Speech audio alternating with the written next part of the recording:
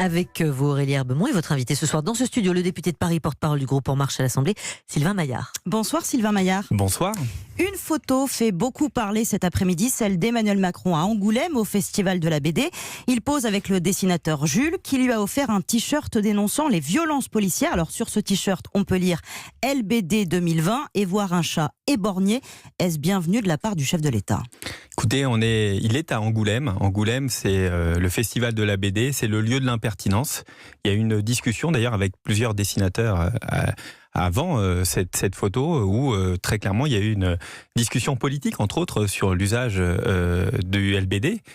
Et donc c'est dans un espace de discussion qu'a eu lieu cette photo. Il n'y a rien de particulier. Au contraire, je crois qu'à Angoulême on peut tout dire et je trouve que c'est plutôt parfois dessus. Il ne faut pas être trop regardant sur les photos et rester. Ce qui est à Angoulême reste à Angoulême. Ce qui est à Angoulême reste à Angoulême. Alors Emmanuel Macron le dit à Angoulême, il est en désaccord avec l'approche du dessinateur Jules, mais défend, vous le disiez, la liberté d'expression, l'insolence, sauf que ça ne convainc ni Jean-Luc Mélenchon qui accuse le président de banaliser les violences policières, ni Éric Ciotti du côté de la droite qui dénonce un outil de propagande anti-police qui n'a rien à faire entre les mains du président. Il fait des mécontents des deux côtés avec ce cliché. Mais nous récusons le terme de violence policière. Le président le fait aussi. Mais exactement, la majorité récuse ce terme. Les policiers font leur travail et font bien leur travail. Moi qui suis député de Paris, depuis plus d'1 an, je vois les policiers faire en sorte que l'ordre soit restauré dans Paris, entre autres. Et donc, ils font parfaitement leur travail. Et puis, il y a des débordements, il y a des choses graves individuelles qui sont sanctionnées, qui seront sanctionnées par la justice également. Mais prendre le terme de violence policière et jeter l'anathème sur l'ensemble des forces de police est quelque chose que nous récusons. Donc, cette photo ne vous a pas du tout dérangé quand vous l'avez vue apparaître sur les réseaux sociaux? Vous savez, sur les réseaux sociaux, on voit plein de choses. Alors, parlons des retraites, Sylvain Maillard. Le Premier ministre a bon espoir d'arriver à un compromis avec les syndicats sur le financement du régime. En attendant, le Parlement est au travail et certains peut-être plus que d'autres. On a un record d'amendements ce soir. Déjà 17 000 amendements déposés essentiellement par les Insoumis. Jean-Luc Mélenchon avait prévenu qu'il assumerait de faire de l'obstruction. On y est ?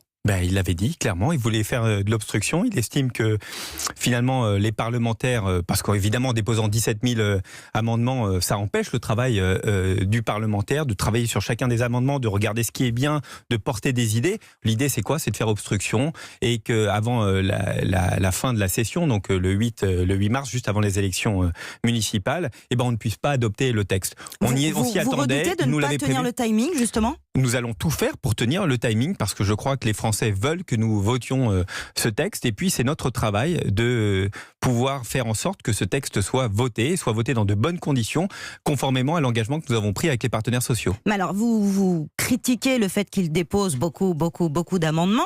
Mais en même temps, le droit d'amendement, c'est un droit constitutionnel pour le député. Chez En Marche, certes, on vous a dit qu'il fallait faire preuve d'une certaine modération, je crois que c'était le terme dans les amendements, mais vous ne pouvez pas contraindre l'opposition à faire comme dans la majorité. Bien sûr, je constate et je dénonce cette sorte d'obstruction. Au contraire, je crois que le Parlement, c'est le lieu du débat. On peut débattre de toutes les idées. C'est intéressant de débattre de toutes les idées. Moi, je vois nos partenaires allemands qui, par exemple, sur des textes fondamentaux, d'ailleurs sur les retraites, il y a quelques années, il y a entre 80 et 100 amendements qui sont largement débattus un à un. Chaque député peut travailler parfaitement l'amendement. Quand il y en a 17 000, 20 000, 30 000, vous savez quoi ? Les Insoumis n'ont même pas lu leurs amendements. C'est leurs attachés parlementaires qui doivent les pondre à vitesse grand V. Alors, il y a jusqu'à demain midi pour déposer les amendements. Je vais quand même vous donner le nombre record total. Peut-être que ça va vous faire un petit peu peur. Le record, c'était au moment de la privatisation de GDF en 2006. Il y avait eu 130 000 amendements. Bien, nous sommes encore bien loin. Heureusement, non mais vraiment, moi je trouve ça dramatique qu'on puisse pas discuter dans l'enceinte de l'hémicycle, qui est quelque chose de très important, qui est le cœur battant de notre République. D'ailleurs, ça en dit beaucoup sur la France insoumise, comment elle perçoit ce qu'est la République, la démocratie, un point supplémentaire ou une pierre supplémentaire dans le jardin de la République et de la perception qu'ils ont du rôle de député. Député, c'est faire des amendements pour voter la loi. Non, député, c'est d'améliorer la loi, de faire en sorte de co-construire la loi, de pouvoir l'améliorer et de faire valoir ses idées. C'est pas en aucun cas d'empêcher que la loi puisse être votée. Alors, on va parler un petit peu de Paris maintenant, puisque vous êtes député de Paris et vous soutenez Benjamin Griveaux dans cette campagne. Hier, le bureau exécutif de votre parti a pris acte que Cédric Villani n'est plus membre d'En Marche. Bref, il est exclu. Est-ce que c'est pas le signe d'une panique à bord alors qu'il est dissident depuis le mois de septembre et la sanction tombe pile au moment où Benjamin Griveaux est à la peine dans les sondages? Nous, on l'a toujours dit, et là je porte la parole de Benjamin Griveaux, on a toujours dit que nous ne souhaitions pas que Cédric Villani soit exclu de La République En Marche. Et nous l'avons dit dès le début, dès le mois de septembre, et nous continuons, et Benjamin Griveaux l'a exprimé publiquement. Après, il y a une décision d'un mouvement politique, Stanislas Guerini est dans son rôle de dire qu'il n'y a pas d'exception à faire, surtout suite à l'épisode de l'Élysée dimanche dernier. Et Vous de dire pensez que c'est ça qui a pesé dans la balance? il doit y avoir sanction parce que on n'est plus, quand on se désolidarise du président de la République de façon aussi ouverte, on n'est plus dans le message de ce que nous voulons porter, on n'est plus dans le message politique, on n'est plus même dans l'idée de ce qu'est le mouvement politique qui nous a porté en 2017. Nous l'entendons, en même temps, nous à Paris, nous construisons le plus grand rassemblement possible parce que nous pensons que la politique d'Anne Hidalgo ne doit pas être continuée, parce que le bilan est très mauvais d'Anne Hidalgo, et donc nous demandons à Cédric Villani depuis des mois et des mois de nous rejoindre, et la main reste tendue en permanence. La main reste tendue alors qu'il vient d'être exclu par le parti?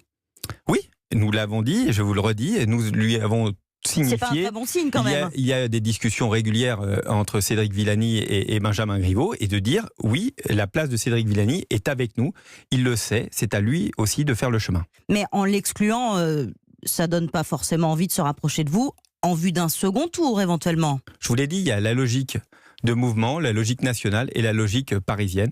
Nous souhaitons que Cédric Villani rejoigne Benjamin Griveaux. Vous pensez que Benjamin Griveaux peut gagner alors qu'il est 3e dans les sondages maintenant, derrière Anne Hidalgo, derrière Rachida Dati? Moi, je suis persuadé que Benjamin Griveaux va gagner, pour une raison très simple. Le bilan d'Anne Hidalgo, et c'est pas moi qui le dis, c'est les Parisiens qui le disent, est mauvais. Ils ne veulent plus, les Parisiens, plus de 60% ne veulent plus d'Anne Hidalgo comme maire de Paris. Et dans les sondages, l'opposante numéro 1, c'est Rachida Dati, ça n'est plus Benjamin Griveaux. Les sondages ne font pas l'élection, c'est 17 élections à Paris. C'est une humeur, le sondage est une humeur. Quand vous regardez dans le détail, arrondissement par arrondissement, c'est évidemment beaucoup plus compliqué. Et nous, sur le terrain, on sent très bien que les Parisiens veulent une alternance. Ils en ont assez. Depuis 6 ans, tout s'est dégradé concrètement à Paris. Donc maintenant, il faut une alternance, et l'alternance, elle est incarnée par un changement de majorité, et elle se fera autour de Benjamin Griveaux. Alors, vous parlez des arrondissements. Alors, une petite question aussi sur le MoDem, qui donc mardi a fini par décider de soutenir Benjamin Griveaux. Ça faisait des mois qu'on attendait la décision de ce parti allié à la majorité. Et qu'est-ce qu'on voit dans certains arrondissements? Les candidats MoDem vont peut-être se retrouver sur des listes de droite et pas sur les listes En Marche. Le MoDem soutient Benjamin Griveaux et la candidature de Benjamin Griveaux. Et donc, ils le voteront au Conseil de Paris, tous, pour que Benjamin Griveaux soit maire de Paris. C'est très clair, c'est un accord que nous avons. Et puis, de toute façon, au niveau national comme au niveau parisien, on le voit dans les derniers votes qu'il y a au Conseil de Paris, ils soutiennent la candidature de Benjamin Griveaux. Même s'ils sont sur des listes de droite. Il n'y a aucune ambiguïté dessus. La conjoncture dans Paris est toujours un peu compliquée. Et puis, je crois que beaucoup aussi de soutien de Rachida Dati ou de candidats de Rachida Dati voteront probablement Benjamin Griveaux. C'est un pari que vous faites ce soir. Merci beaucoup, Sylvain Maillard, d'avoir été mon invité.